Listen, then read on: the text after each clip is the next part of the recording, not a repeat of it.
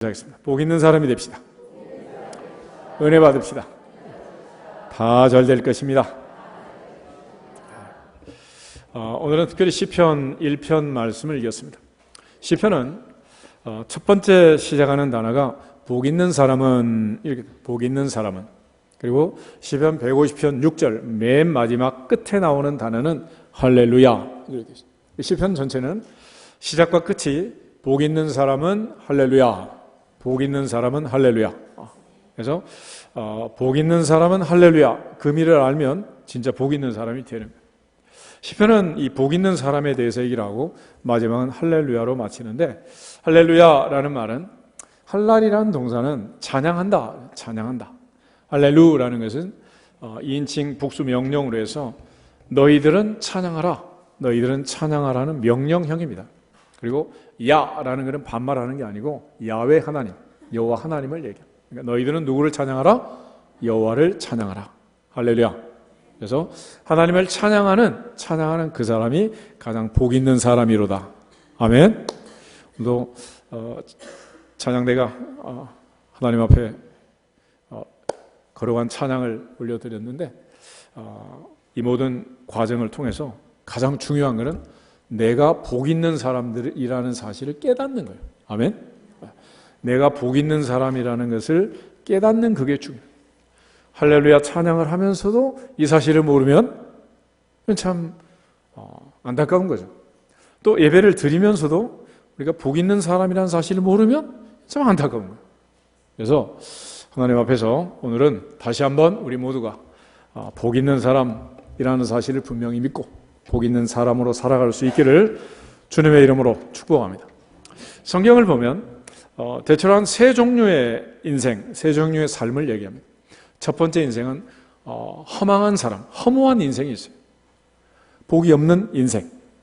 시편 117편을 한번 찾아보겠습니다. 시편 127편 1절 2절. 솔로몬의 시편인데, 솔로몬은 아버지가 다윗 왕이었습니다. 자기가 왕이야. 자기 아들도 왕이야. 손자도 왕이야. 그 손자 중에 예수님이 만왕의 왕으로 오셨습니다. 솔로몬이 말하기를 어떤 사람이 허망한 인생을 사는 사람이냐. 1절 2절 보겠습니다.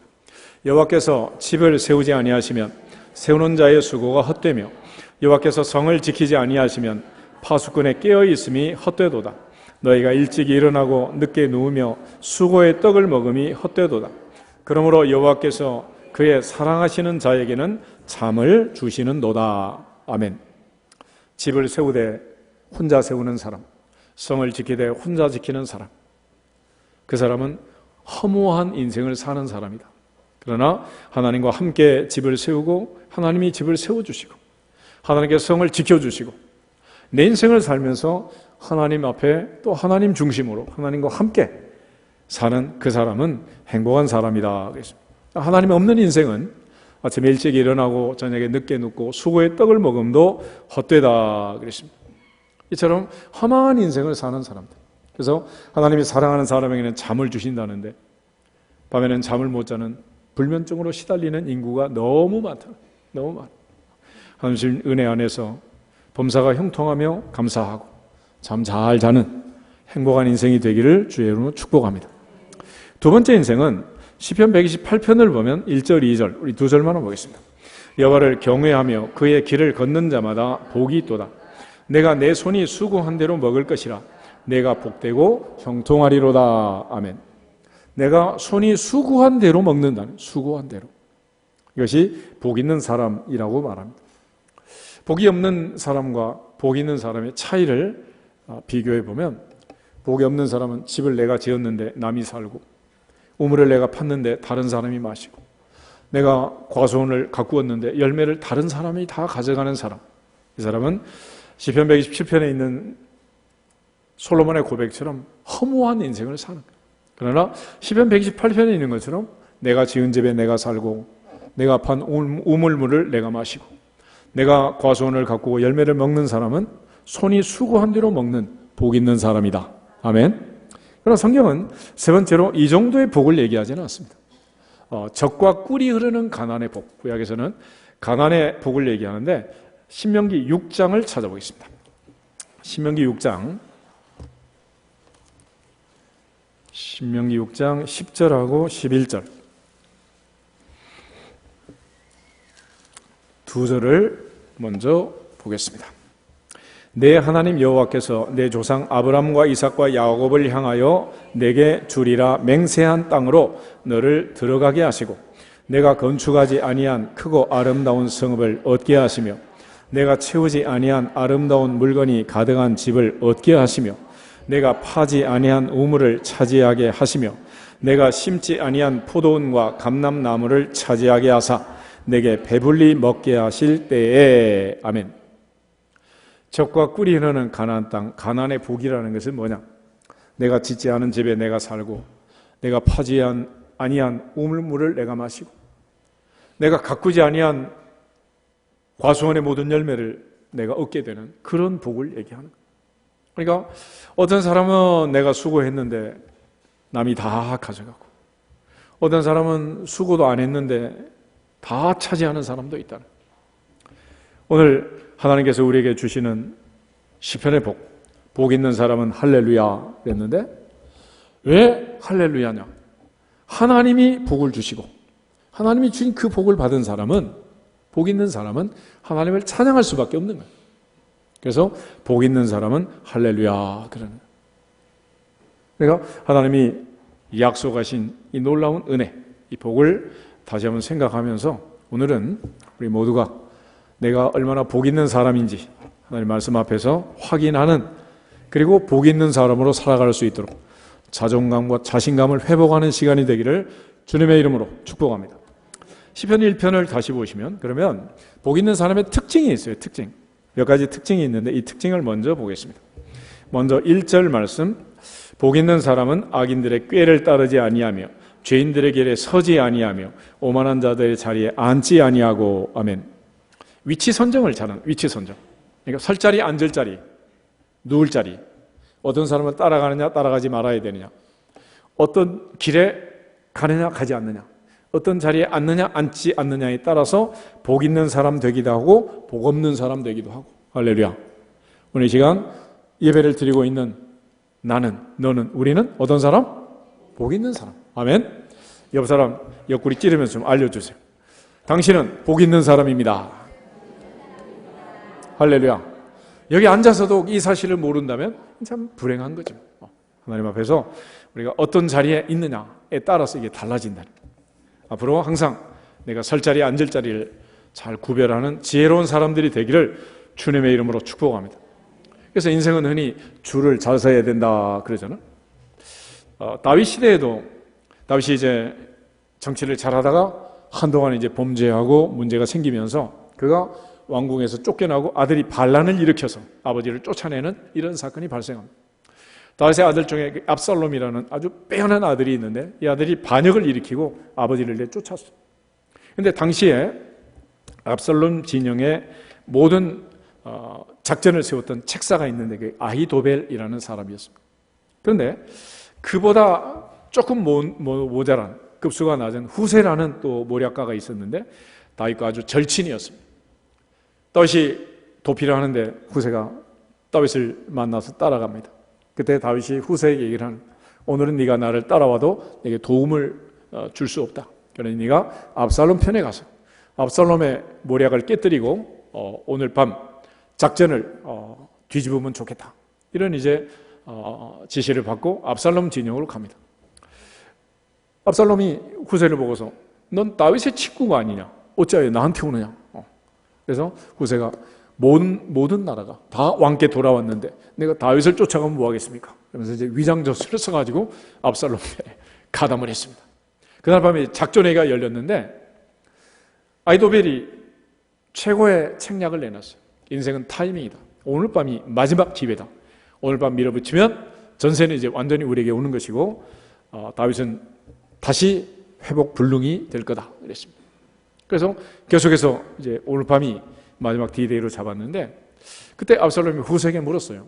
네 생각은 어떠냐? 후세가 이렇게 말을 합니다. 당신 아버지는 어려서부터 양치기를 하면서 사자도 곰도 두려워하지 않았고 또 백전노장으로 어디를 가든지 여호와께서 이기게 하신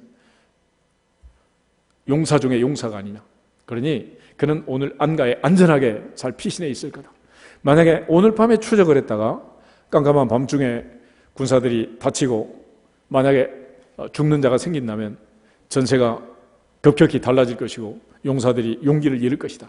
그러니 이미 전세는 우리에게 돌아왔으니 오늘 밤 지친 군사들을 좀 쉬게 하고 그 다음에 내일 아침 새벽 날이 밝으면 추적해도 늦지 않다.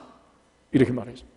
그러니까 모든 사람이 오늘 밤의 작전은 아이도벨보다 후세가 낫다 그랬어요.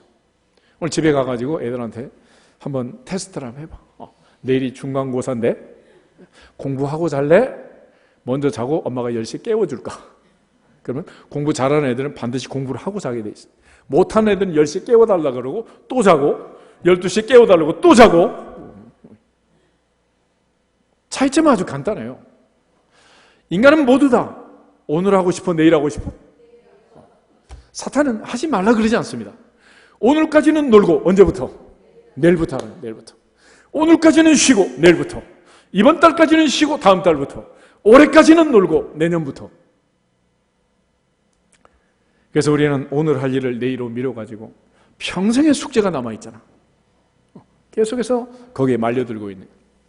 호세가 이런 그 놀라운 작전을 써가지고 그날 밤 다윗을 피신시켰고 다윗은 나중에 이제 복궁을 하게 됩니다. 우리가 어떤 자리에서 어떤 위치에서 어떻게 해야 할지 굉장히 중요한 문제입니다. 두 번째 이제 복 있는 사람의 특징은 2절 보시면 오직 여호와의 율법을 즐거워하여 그의 율법을 주야로 뭐한다? 묵상한다. 묵상한다 그랬는데 이 묵상이 뭐냐? 밑에 1번 각주를 보면 히브리 말로 묵상이라는 뜻은 작은 소리로 읊조린다. 읊조린다. 옛날에 공부를 하는 것은 읽는 거 아니겠어요? 천자문, 사서삼경, 서당에서 서원에서 공부할 때 어떻게 하나?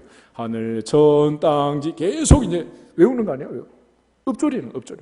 근데 이렇게 하나님의 말씀을 읽고 읊조리는 사람, 그게 무슨 대단한 성과가 있겠는가 싶지만은 하나님의 말씀을 주야로 묵상하는 그 사람은 오늘 시편 1편은 어떤 사람이라고?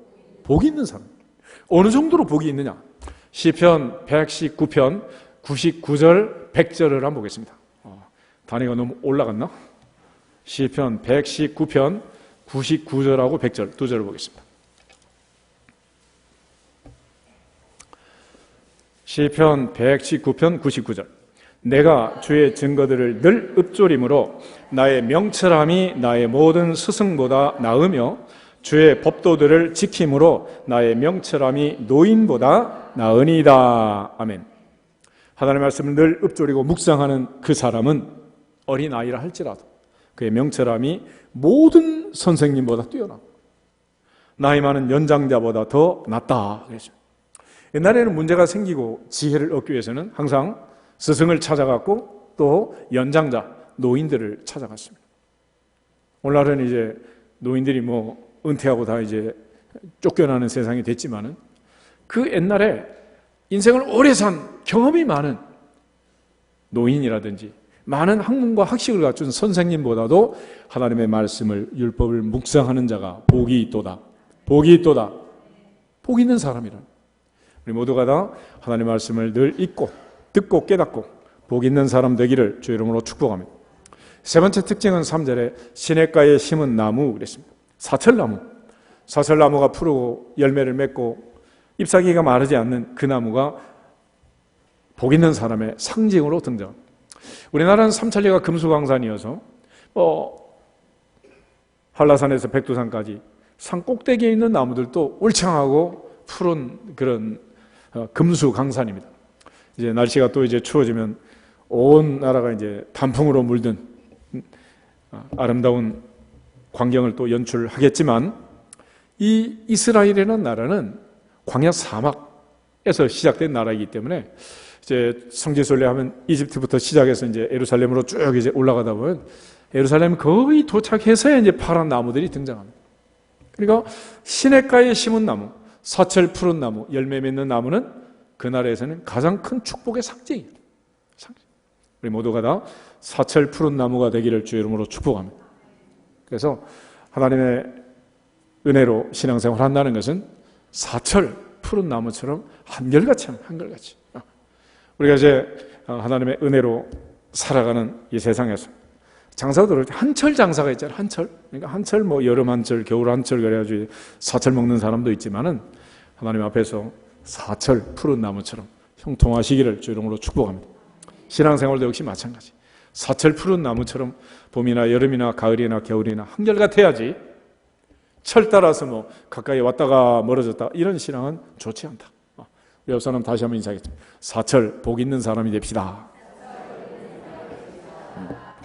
반면에 이제 4절 5절에 보면 악인의 특징은 바람에 나는 겨, 쭉정이에 비교를 하고 있고 또 악인들은 심판을 견디지 못하고 죄인들이 의인들의 모임에 들지 못한다 그렇게 말합니다. 그래서 하나님을 섬기는 하나님을 경외하는 복 있는 사람, 하나님을 모르는 어리석은 사람, 악한 사람. 그래서 여기 보면 시편에 이제 의인이 있고 악인이 있는데 절대적인 의미에서 의인과 악인을 따진다면 로마서 3장에 있는 말씀처럼 의인은 없나니 몇 명도 없다? 한 명도 없다. 하나도 없다. 하나도 없다. 그런데 구약에서는 의인과 악인을 구별할 때 100% 죄를 안 지은 천사 같은 사람을 의인이라고 그러고 죄를 지은 사람을 악인 그렇게 말하지 않고 하나님과 관계를 맺고 하나님의 말씀을 묵상하고 하나님과 늘 동행하는 사람, 그 사람은 복 있는 사람이고 의인이라고 합니다. 창세기 6장을 한번 찾아보겠습니다. 창세기 6장 8절 9절. 창세기 6장 8절 9절에 보면 노아 이야기가 있어요. 노아에 대해서 얘기할 때 창세기 6장 8절 9절 두 절만 보겠습니다. 8절 그러나 노아는 여호와께 은혜를 입었더라. 이것이 노아의 족본이라. 노아는 의인이요 당대의 완전한 자라. 그는 하나님과 동행하였으며. 아멘. 노아는 의인이라고 그랬습니다. 그런데 홍수가 진행되는 과정에서 마지막 홍수 끝나고 창세기 9장에 노아는 벌거벗고 취하고 넘어지는 그런 모습을 보여주고 있어요. 그러니까 노아라는 사람, 이 사람은 절대적 의미에서 의인이라기보다는 히브리어로 최데카라는 의라는 말은 하나님과의 관계를 얘기합니다. 관계. 롯의 시대든 노아의 시대든 오늘 우리 시대는 인간이 살아가는 모든 삶에서 가장 기본적인 일이 있습니다. 그게 뭐냐? 먹고 마시고 사고 팔고 짓고 헐고 시집가고 장가가고. 먹고 마시고 사고 팔고 짓고 헐고 시집가고 장가가고. 이건 태초부터 인간 세상에 있는 일이야. 그런데 그런 일을 할 때에 사사시대에는 그때 이스라엘에 왕이 없으므로 모든 사람이 누구 소견에 오른 대로? 자기 소견에 오른 대로 살았다는 거야. 그런 사람은 악한 사람이다. 그런데 무슨 일을 하든지 하나님께 물어보는 거예요. 하나님께 물어보고 하나님의 말씀에 순종하고 하나님의 뜻을 따라 산다. 그래서 6장 2절에도 하나님의 아들들이 사람의 딸들의 아름다움을 보고 자기들이 좋아하는 모든 여자를 아내로 삼았다.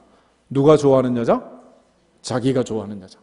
그렇지만 성경에 이 노아는 의인이라고 했고 노아의 아들들은 셋이 있었는데 이들이 살아가는 삶은 그들과 달리 내가 좋아하는 대로 살았어요? 하나님 좋아하시는 대로 살았어요? 하나님 좋아하시는 대로. 그래서 산꼭대기에 방주를 짓고 하나님 말씀에 순종하면서 하나님과 동행했다는. 그러니까 이처럼 하나님과의 관계를 맺고 동행하는 사람은 의인이고 하나님과 동행하지 않는 자기 멋대로 사는 사람은 악인이라는. 그래서 마지막 의인의 특징 6절에 보면은 시편 1편 6절에 무릇 의인들의 길은 여호와께서 인정하시나 악인들의 길은 어떻게 된다? 망한다. 거기 보면 이제 평행법으로 되어 있는데 의인들의 길, 악인들의 길 여호와께서 인정하신다, 망한다. 그러니까 망한다는 것은 누구한테 인정을 못 받는 거예요? 하나님께 인정을 못 받으면 그건 망하는 거예요. 망해. 그러니까 우리가 하나님 앞에서 하나님과의 관계를 맺고 사는 그것이 바로 이제 복 있는 사람이라는 것입니다. 이러한 시편이 말하는 복 있는 사람, 이 모든 특징은 한 단어로 요약하면 복 있는 사람은 할렐루야. 복은 누가 주시고? 하나님이 주시고. 하나님이 주신 복에 대해 감사하면서 하나님께 찬양을 하고 하나님께 영광을 돌리는 그 사람은 복이 있도다. 복이 있도다. 그러면서 다시 한번 우리는 복 있는 사람입니다. 복 있는 사람이 돼야 돼. 그러면 하나님께서 이제 인간을 창조할 때, 창조 때부터 하나님은 어떤 계획을 가지고 인간을 만들었느냐? 이게 바로 이제 복 있는 사람을 만드는 것인데, 창세기 1장 26절에서 28절을 보겠습니다. 창세기 1장 26절에서 28절 말씀.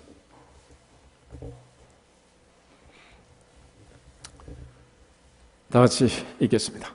하나님이 이르시되 우리의 형상을 따라 우리의 모양대로 우리가 사람을 만들고 그들로 바다의 물고기와 하늘의 새와 가축과 온 땅과 땅에 기는 모든 것을 다스리게 하자 하시고, 하나님이 자기 형상 곧 하나님의 형상대로 사람을 창조하시되 남자와 여자를 창조하시고, 하나님이 그들에게 복을 주시며 하나님이 그들에게 이르시되 생육하고 번성하여 땅에 충만하라. 땅을 정복하라. 바다의 물고기와 하늘의 새와 땅에 움직이는 모든 생물을 다스리라 하시니라. 아멘.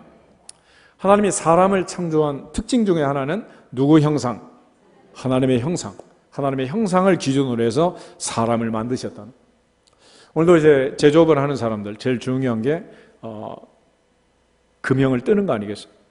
자동차를 만들 때 그걸 만들 수 있는 틀을 제작하는 거. 그런데 하나님이 사람을 만들 때는 그 형상이 하나님의 형상이에요. 하나님의 형상. 그러니까 하나님의 형상으로 사람을 만드셨고, 그렇게 만든 사람을 보고 나서 하나님 뭐라 그러셨느냐? 31절에 보면 하나님이 지으신 모든 것을 보시니 보시기에 심히 좋았다 그랬어요. 근데 그 전에 하나님이 25절을 보시면 25절에 1장 25절에 하나님이 땅의 짐승을 그 종류대로, 가축을 그 종류대로, 땅에 기는 모든 것을 그 종류대로 만드시니 하나님 보시기에 좋았다 그랬습니다. 요즘 이제 반려동물, 반려식물, 또 뭐 여행을 가서 뭐 하늘, 땅, 바다, 미국의 그랜드 캐년, 유럽의 뭐 북유럽의 피오르드, 뭐 온갖 뭐 구경을 하고 사람들이 하나님의 위대하심을 찬양하잖아. 그리고 아름답다고 사진을 찍고 그러지만 하나님 보실 때는 그 아름다운 우주의 광경보다도 더 아름다운 게 뭐라고? 사람이라는 사람. 어제 보니까 뭐 나사에서 이제 토성에 민낯을 찍어서 보냈다 그래가지고 이제 뉴스에 떴던데. 그러니까 그 토성에 그 화려한 띠가 있는 그게 어떻게 우주 공간에 떠 있냐는 거예요. 근데 그거보다도 누가 더 아름답다? 사람이 더 아름답다. 아멘? 옆 사람 좀 알려줘봐. 당신은 토성보다 더 아름답습니다. 놀라운 사실 아니야? 그래서 세상이 아름다운 이유는 이 땅에 뭐가 있어서? 하나님의 형상을 가진 사람이 있어서 하나님 좋으시다는 거예요. 그래서 하나님은 이 우주 만물을 만들어서 누구한테 주신 거예요? 사람한테 주신 사람한테. 네가 다 다스리고 다 관리하고 다 지배하고 살아라 그렇게 하신 거예요. 그러고 나서 이제 2장 1절부터 3절을 보면 하나님께서 인간을 만드시고 인간이 만난 첫 번째 날이 이제 안식일이라는 날이었습니다. 그날의 특징을 얘기하는데 1절부터 3절 읽습니다. 천지와 만물이 다 이루어지니라. 하나님이 그가 하시던 일을 일곱째 날에 마치시니 그가 하시던 모든 일을 그치고 일곱째 날에 안식하시니라. 하나님이 그 일곱째 날을 복되게 하사 거룩하게 하셨으니 이는 하나님이 그 창조하시며 만드시던 모든 일을 마치시고 그날에 안식하셨음이니라. 아멘. 하나님께서 우리를 고생을 시키고 인간을 부려먹고 막 이렇게 하려고 태초부터 작정을 했다면 온 우주 만물을 만드실 때 첫날 첫 시간에 만드는 게 좋겠어요? 아니면 여섯째 날 마지막 시간에 만드는 게 좋겠어요? 근데 하나님은 놀랍게 다 만드시고 마지막 시간에 만들고 그 다음에 저녁이 되면 아침이 되니 이는 여섯째 날이다. 일곱째 날이 이제 안식일을 만났는데 그 안식일은 어떤 날이냐? 3절 하나님이 그 일곱째 날을 어떻게 하셨다? 복되게 하셨다. 그리고 거룩하게 하셨다 그랬습니다. 구약에서는 그래서 엿새 동안 일을 하고 일곱째 날 안식을 했는데 예수님 부활하시면서 이 일곱째 날이 다시 인간이 맞이한 첫 번째 날로 위치를 옮기게 됩니다. 그래서 여러분 카렌다를 보면 오늘 주일날은 달력의 첫째 줄에 있어요? 끝 줄에 있어? 첫 줄에 있잖아. 주일은 한 주간의 시작이다. 이번 주 벌써 이제 시작되는데 하나님께서 우리에게 복을 주셔서 엿새 일하고 하루 쉬라 그런 게 아니라 먼저 쉬고 하나님의 주시는 복을 받고 나머지 엿새 동안 일할지어다. 이 시스템을 이게 만드시는 거예요. 그래서 하나님께서는 천지 만물을 만들 때 하나님의 형상으로 우리를 만드시고 태초부터 하나님은 우리에게 뭐를 주셨다? 복을 주셨어. 그리고 또 안식일을 주시고 그날에 하나님을 섬기고 모든 것이 다시 회복되도록 하셨습니다. 그러니까 엿새 일하고 하루 쉬면 리셋되고 회복이 되는 거예요. 땅도 6년 동안 농사를 짓지만은 7년 때 안식년을 주면 땅도 회복이 된다 안 된다? 회복이 된다. 하나님 이렇게 리커버리 시스템을 만들어 가지고 모두 다 이제 리셋하도록 새로운 방법을 이제 우리에게 주신 거죠. 근데 우리가 이제 뭐 이러한 하나님의 명령을 지키고 살아야 되는데 너나 나나 이 명령을 안 지키니까 머리부터 발끝까지 안 아픈 데가 없는 거예요. 나이가 들면 이제 안 아픈 사람이 없잖아. 우리는 모두 다 하나님 말씀을 지켜도 안 지켰다. 지켜서 안 지켰어. 네 몸이 증거하느니라. 다 우리는 아픈 거야, 아파. 이게 전부 다 이제 하나님 명령을 안 지킨 증거가 되는 것입니다. 이처럼 하나님은 태초부터 우리를 만드실 때 복을 주시기로 하고 복을 주셨어요. 근데 아까 노아 얘기를 읽었지만 노아는 홍수가 나서 모든 사람이 죽었는데 그러나 노아는 여호와께 뭘 받았다? 은혜를 받았다는 그 은혜 중에 은혜가 뭐냐? 8장을 보겠습니다. 8장을 보시면 노아가 받은 놀라운 은혜, 그 은혜가 나와 있는데 우리 7장 먼저 봅니다. 7장 22절 23절 22절 23절 육지에 있어 그 코에 생명의 기운의 숨이 있는 것은 다 죽었더라. 지면의 모든 생물을 쓸어버리시니 곧 사람과 가축과 기는 것과 공중의 새까지라. 이들은 땅에서 쓸어버림을 당하였으되 오직 노아와 그와 함께 방주에 있던 자들만 남았더라. 아멘. 22절 끝에 가면 다 죽었더라. 다 죽었더라. 23절 끝에 오직 노아와 그 아들과 그와 함께 방주에 있던 자들만 남았더라. 다 죽었더라. 오직 노아만 남았더라. 은혜 받았어 안 받았어? 이 놀라운 은혜를 받은 거예요. 그리고 하나님께서 노아의 아들들에게 이제 약속을 합니다. 9장 가서 1절 2절 두 절을 보겠습니다. 9장 1절 2절 하나님이 노아와 그 아들들에게 복을 주시며 그들에게 이르시되 생육하고 번성하여 땅에 충만하라.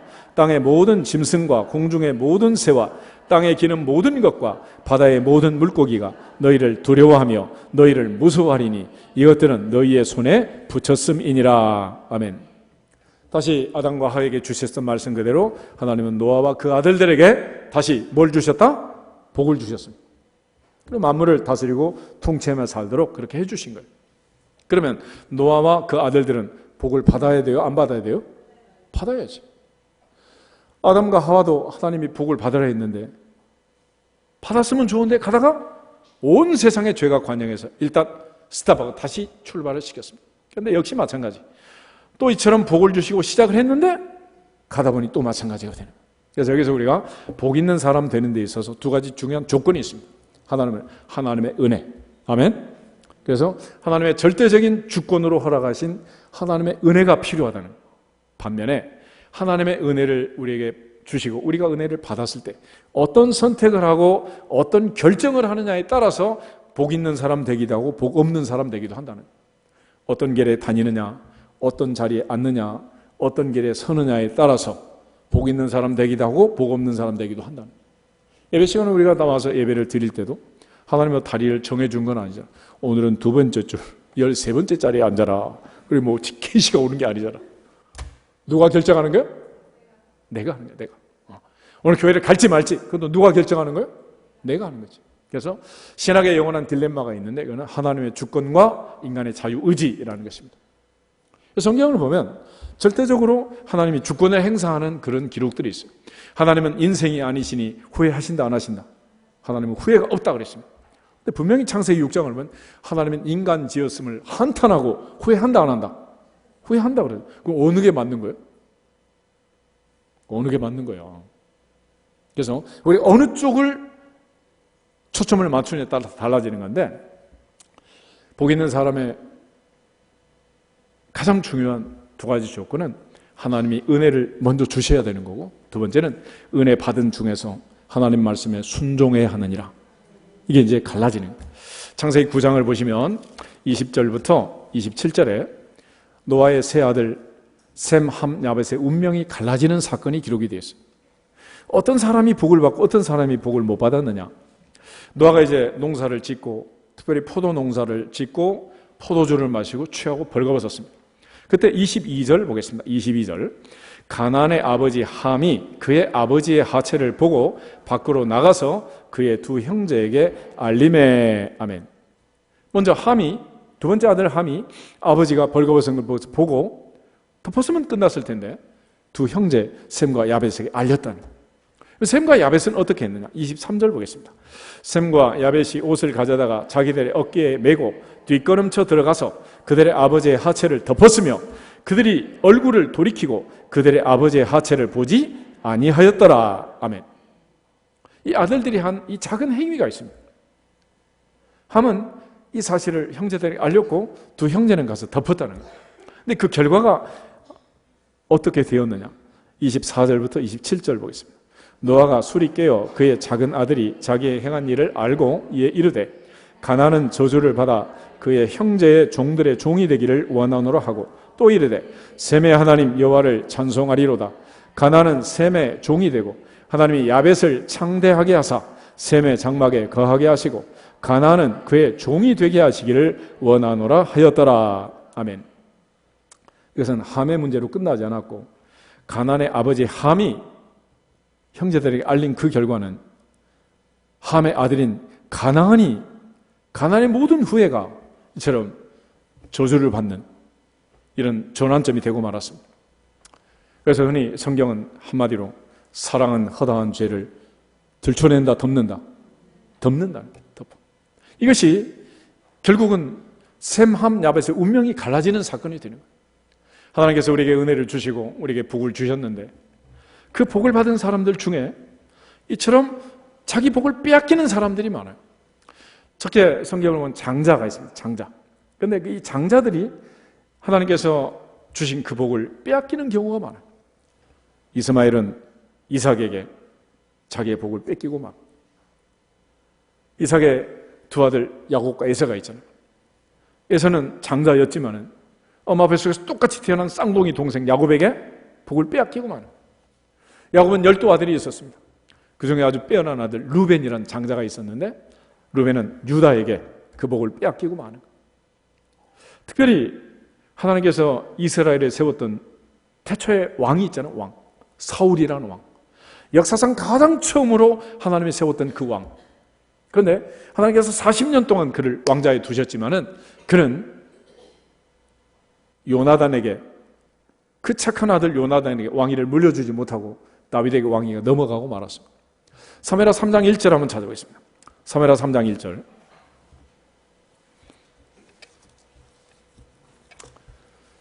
사무엘하 3장 1절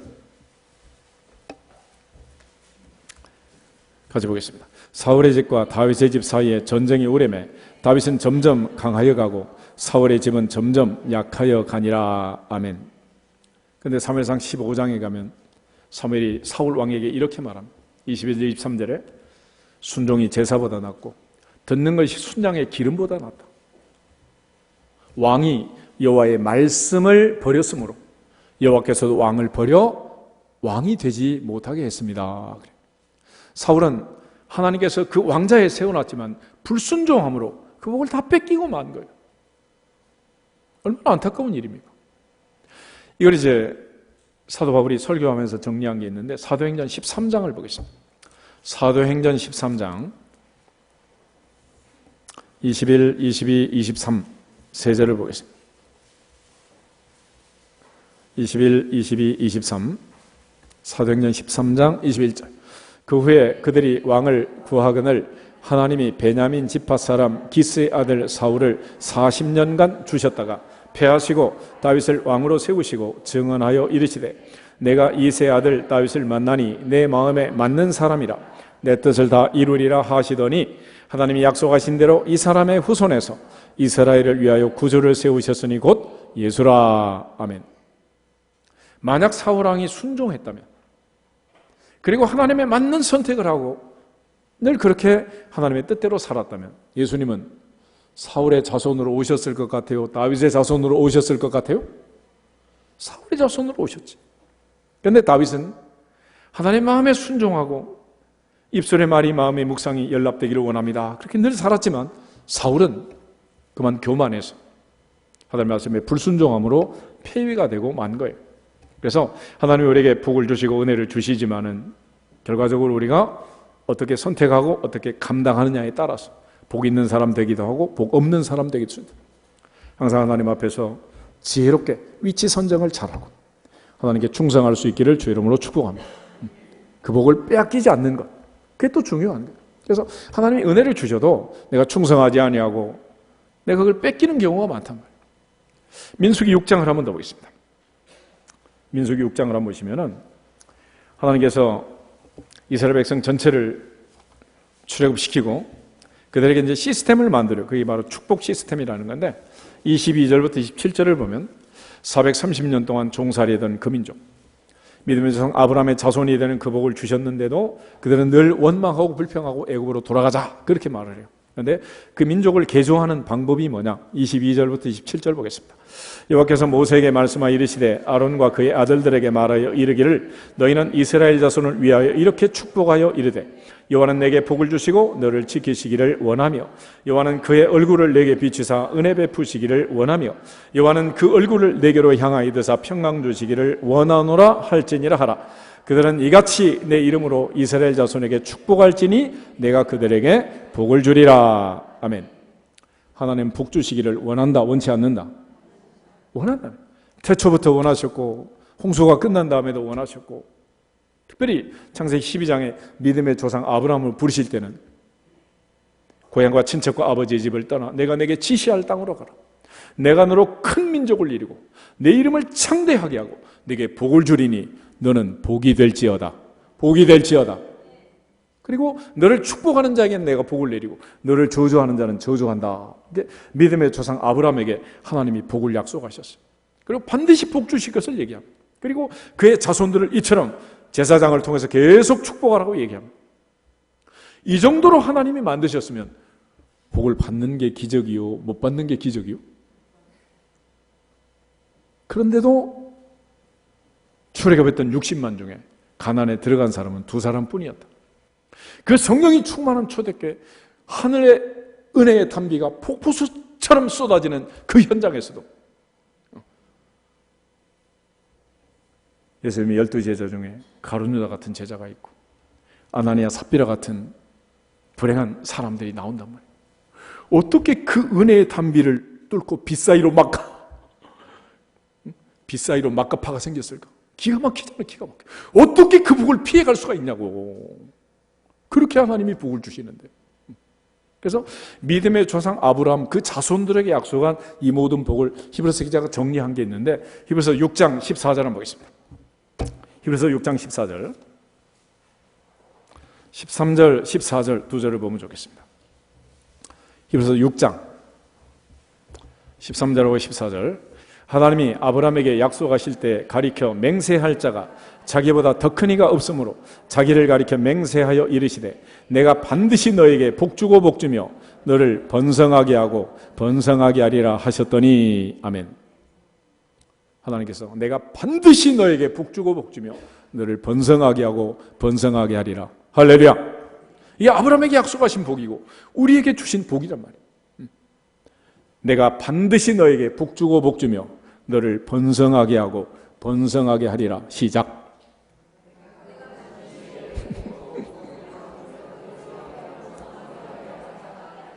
아멘. 아브라함에게만 이 복을 주신 게 아니에요. 이 약속은 누구에게 하신 말씀이냐? 갈라디아서 3장을 한번 찾아보겠습니다. 갈라디아서 3장.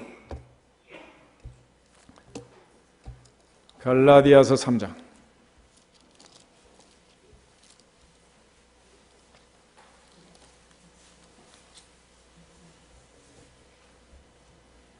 6, 7, 8, 9 4절만 보겠습니다. 아브라함이 하나님을 믿음에 그것을 그에게 의로 정하셨다 함과 같으니라. 그런즉 믿음으로 말미암은 자들은 아브라함의 자손인 줄 알지어다. 또 하나님이 이방을 믿음으로 말미암아 의로 정하실 것을 성경이 미리 알고 먼저 아브라함에게 복음을 전하되 모든 이방인이 너로 말미암아 복을 받으리라 하였느니라. 그러므로 믿음으로 말미암은 자는 믿음이 있는 아브라함과 함께 복을 받느니라. 아멘. 내가 반드시 너에게 북주고 복주며 너를 번성하게 하고 번성하게 하리라. 아브라함처럼 믿기만 하면 복을 받는다, 못 받는다? 받는다. 그래서 하나님께서 이처럼 믿음의 조상 아브라함의 자손이 된 그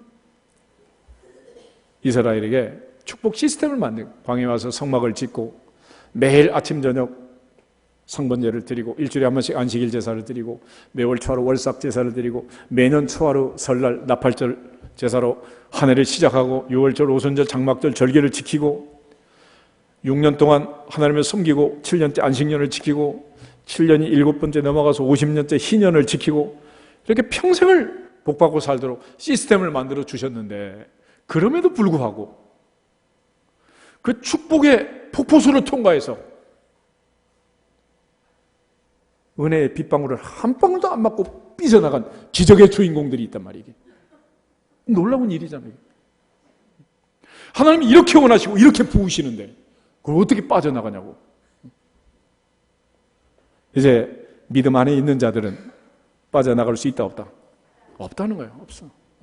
이렇게 하나님이 이렇게까지 해놨는데 빠져나간다면 말이 되겠어요 이게. 그래서 하나님이 원하시고 하나님이 약속하시고 하나님이 우리에게 복을 주신다. 고린도후서 13장 13절 한번 들어보겠습니다. 그래서 신약시대에도 예배를 드릴 때 민수기 6장에 있는 대제사장의 기도처럼 우리가 하나님께서 마지막 축도로 예배를 이제 마무리하도록 축복 기도의 모델이 되는 바울의 기도가 있는데 고린도서 13장 13절을 한번 찾아보겠습니다. 주 예수 그리스도의 은혜와 하나님의 사랑과 성령의 교통하심이 너희 무리와 함께 있을지어다. 아멘.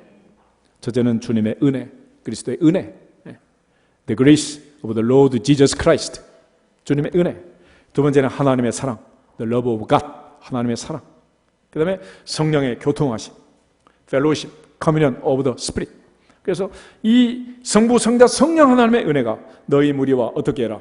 함께 있을지어다. 그래서 요즘 이제 목사님들이 축구하는 축도의 모든 전형은 이제 이 기도문에 근거해서 하는 거예요.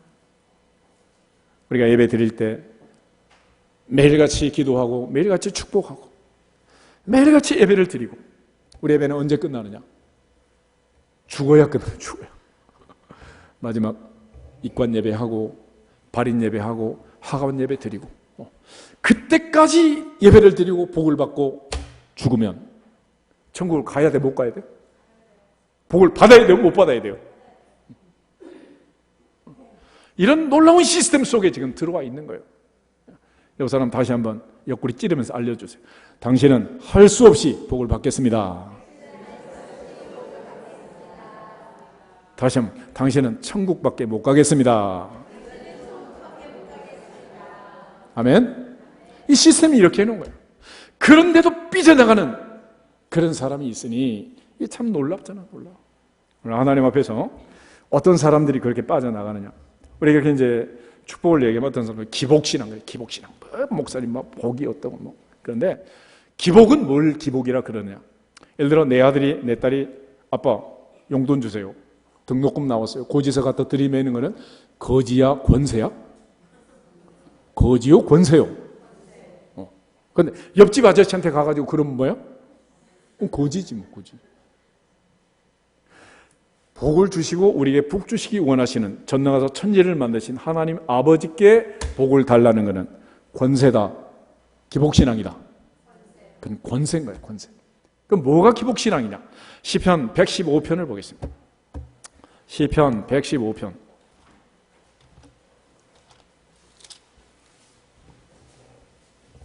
4절에서 8절을 보겠습니다. 시편 115편 4절에서 8절 같이 읽겠습니다. 그들의 우상들은 은과 금이요 사람이 손으로 만든 것이라. 입이 있어도 말하지 못하며 눈이 있어도 보지 못하며 귀가 있어도 듣지 못하며 코가 있어도 냄새 맡지 못하며 손이 있어도 만지지 못하며 발이 있어도 걷지 못하며 목구멍이 있어도 작은 소리조차 내지 못하느니라. 우상들을 만드는 자들과 그것을 의지하는 자들이 다 그와 같으리로다. 아멘. 우상 앞에 불상 앞에 복을 구하는 그것을 기복신앙이라 그러는 거지. 복을 주시는, 복을 줄 수 있는, 이렇게 우리에게 복 주시기를 원하시는 창조주 아버지 하나님 앞에 복을 달라는 것은 기복신앙이다, 권세다. 권세라는 권세. 너희가 아무리 악할지라도 자식에게는 좋은 것으로 줄 줄 알거든. 하물며 하늘에 계신 너희 아버지께서 구하는 자에게 좋은 것을 주시지 않겠느냐 그랬잖아요. 그래서 하나님께서 오늘도 우리에게 예배를 드리게 하시고, 우리가 구하지 않아도 하나님께서 축복하도록 축복기도 시스템을 만들고, 특별히 와서 구하는 자에게는 좋은 것 주신다, 안 주신다? 주신다 그러잖아요. 이처럼 복된 자리에서 복 있는 사람으로 예배를 드리면서 한마디로 할렐루야, 이게 다 끝나는 거예요. 할렐루야 의미를 알면. 그런데도 인생은 그걸 잘 모르고 이렇게 우상 앞에 복을 달라는 이런 사람들이 너무 많아요. 너무 많아요. 신명기 8장을 한번 더 보겠습니다. 신명기 8장에 보면, 그래서 모세가 그 옛날에 가나안의 복을 약속하면서도 주의상을 준 거예요. 주의상. 11절부터 16절을 보겠습니다. 11절부터 16절. 내가 오늘 내게 명하는 여호와의 명령과 법도와 규례를 지키지 아니하고 내 하나님 여호와를 잊어버리지 않도록 삼갈지어다. 내가 먹어서 배부르고 아름다운 집을 짓고 거주하게 되며, 또 내 소와 양이 번성하며 내 은금이 증식되며 내 소유가 다 풍부하게 될 때에 내 마음이 교만하여 내 하나님 여호와를 잊어버릴까 염려하노라. 여호와는 너를 애굽 땅 종되었던 집에서 이끌어내시고 너를 인도하여 그 광대하고 위험한 광야, 곧 불뱀과 전갈이 있고 물이 없는 간조한 땅을 지나게 하셨으며, 또 너를 위하여 단단한 반석에서 물을 내셨으며 내 조상들도 알지 못하던 만나를 광야에서 내게 먹이셨나니, 이는 다 너를 낮추시며 너를 시험하사 마침내 내게 복을 주려 하심이었느니라. 아멘. 16절. 마침내 하나님은 뭐 주시려고? 복 주시려고 먼저 광야를 주셨다는. 왜 하나님이 이런 체계를 갖추어서 이런 순서대로 가나안의 복을 주셨느냐? 하나님께서 이런 고난이 없이, 아무 어려움이 없이 복을 주신 때가 있어요. 그게 바로 에덴 동산을 만들어서 아담과 하와에게 주신 거예요. 아무 수고도 했어도 머리에 땀 한 방울 흘리지 않고 이 어마어마한 에덴 동산을 받았잖아요. 유지 관리했어요? 뺏겼어요? 뺏기고 말았습니다. 그래서 하나님이 이 광야 같은 험한 세상을 거쳐서 마침내 그 땅에 들어가도록 한 거예요. 그렇게 했음에도 불구하고 역사는 또 뺏기고 바벨론 포로로 잡혀간다. 그래서 우리가 하나님의 말씀에 순종하지 아니하면 하나님은 고난 프로그램을 작동시킵니다. 또다시 마침내 돌아와서 뭐 주시려고? 복을 주시려고. 복을 주시려고. 근데 우린 그걸 모르는 거예요. 하나님 앞에서 가장 큰 주의사항이 뭐냐? 신명기 8장 16절 다시 보시면 17절 18절 보겠습니다. 그러나 내가 마음에 이르기를 내 능력과 내 손의 힘으로 내가 이 재물을 얻었다 말할 것이라. 내 하나님 여호와를 기억하라. 그가 내게 재물 얻을 능력을 주셨습니다. 이같이 하심은 내 조상들에게 맹세하신 언약을 오늘과 같이 이루려 하심이니라. 아멘. 하나님에게 복을 주시는 것은 아브라함의 약속한 대로 내가 반드시 너에게 복주고 복주며 너를 번성하게 하고 번성하게 하리라. 할렐루야. 그 약속을 지키기 위해서 우리가 복을 주시려고 해도 주시면 또 뺏기고 주시면 또 사라지고, 왕을 만들어놔도 불순종을 하고 가나안 땅에 들어가게 해도 또 불순종하고 다 뺏기고 만다. 이 안타까운 상황 속에서 하나님께서 우리에게 시스템을 만들어서 예배를 드리고 매일같이 복을 빌라고 하는 거예요. 430년 동안 종살이 했던 사람들, 입만 열면 불평, 불만, 비난, 비평, 원망, 그 끝없는 시비 속에서 추락하는 그 백성을 하나님께서 불쌍히 여기서 제사장을 세워서 매일 축복, 매일같이 매일 예배 때마다 아침 저녁으로 축복을 하라. 그런데 놀라운 사실은 성경은 이 땅에서 사는, 내가 짓지 않은 집에 살고 파지 아니한 우물 마시고 내가 농사 짓지 아니한 과수의 열매나 먹고 이 땅에 사는 게 전부가 아니에요. 그래서 이제 예수님이 오셔서 진짜 복이 뭔가를 우리에게 알려주는 거예요. 마태복음 5장에 8복이 나옵니다. 마태복음 5장 잠깐 한번 보겠습니다. 마태복음 5장에 보면 예수님이 말하는 복은 뭔지 3절부터 12절에 팔복이 나와 있어요. 예수님은 놀랍게 3절에 심령이 가난한 자가 뭐가 있다? 복이 있다. 이유는 천국이 그들의 것입니다. 그랬습니다. 그리고 애통하는 자, 온유한 자, 의에 줄이고 목마른 자, 긍휼히 여기는 자, 마음이 청결한 자, 화평케 하는 자, 다 복이 있다는 거예요. 그리고 10절 한번 보겠습니다. 의를 위하여 박해를 받은 자는 복이 있나니 천국이 그들의 것입니다. 가장 복 있는 사람은 어떤 사람? 천국 가는 사람. 천국이 그들의 것이라는 거예요. 그러니까 예수님께서는 이 땅에 오셔서 이 땅에 천국을 만들고 이 땅에 왕국을 세워서 왕이 되는 게 아니었어요. 믿음의 결국은 영혼의 구원이다. 영혼의 구원이다. 천국 갈 수 있는 복된 자리를 선택하시고 만드시고 우리를 부르시고 오늘도 인도하시는 줄로 믿습니다. 이처럼 우리가 예배 자리에 있다는 이 사실, 우리가 주님을 믿고 하나님 주시는 복을 받을 수밖에 없고 영원한 천국에 들어갈 수 있다는 이게 얼마나 큰 복이냐는 거예요. 그런데도 불구하고 천국을 빼앗길 수도 있는 그런 사람들이 있다는 거예요. 그래서 5장 19절 20절 한번 보고 있습니다. 그러므로 누구든지 이 계명 중에 지극히 작은 것 하나라도 버리고 또 그같이 사람을 가르치는 자는 천국에서 지극히 작다 일컬음을 받을 것이요 누구든지 이를 행하며 가르치는 자는 천국에서 크다 일컬음을 받으리라. 내가 너희에게 이르노니 너희 의가 서기관과 바리새인보다 더 낫지 못하면 결코 어디에 못 간다? 천국 못 간다. 천국. 그러므로 성경이 말하는 구약시대 그 많은 이야기들은 결국은 마지막 결론은 마침내 주시는 복은 어디 가는 거다?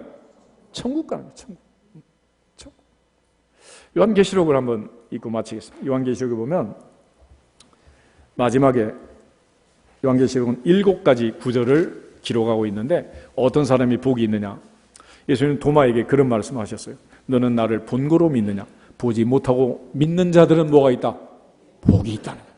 바로 그 믿는 자들, 그들이 받을 마지막 복, 그 복이 어떤 것인가를 얘기하는데 1장 3절 먼저 보겠습니다. 1장 3절.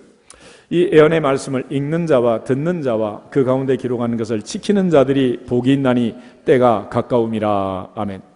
오늘도 말씀을 읽고 예배를 드리고 있는 나는, 너는, 우리는 어떤 사람? 복 있는 사람.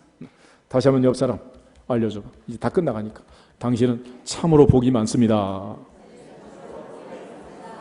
아멘. 복 있는 사람. 두 번째는 14장 13절 보겠습니다. 계시록 14장 13절. 14장 13절. 또 내가 들으니 하늘에서 음성이 나서 이르되 기록하라. 지금 이후로 주 안에서 죽는 자들은 복이 또다시매 성령이 이르시되 그러하다. 그들이 수고를 그치고 쉬리니 이는 그들의 행한 일이 따름이라 하시더라. 아멘. 지금부터 지금 이후로 주님 안에서 죽는 자가 뭐가 있다? 복이 있다. 반드시 죽기 전에는 믿어야 하느니라. 죽기 전에는 반드시 믿어야 하느니라. 그래야 복이 있다. 복이 있어. 세 번째 16장 15절을 보겠습니다. 16장 15절. 16장 15절. 예수님 말씀 빨갛게 되어 있죠? 같이 읽겠습니다. 보라, 내가 도둑같이 오리니 누구든지 깨어있어 자기 옷을 지켜 벌거벗고 다니지 아니하며 자기의 부끄러움을 보이지 아니하는 자는 복이 있도다. 아멘. 하나님 앞에서 마지막 주님 맞을 준비를 하고 부끄럽지 않는 그런 삶을 살아야 천국을 들어가야 복 있는 사람이 된다. 그래서 예수님 비유 중에 보면 애복을 잊지 않고 잔치에 들어온 사람은 그대로 놔뒀어요. 내쫓았어요? 내쫓았잖아. 하나님 앞에 복 있는 사람이 되기를 주의 이름으로 축복합니다. 네 번째는 19장 9절을 보겠습니다. 계시록 19장 9절 같이 읽습니다.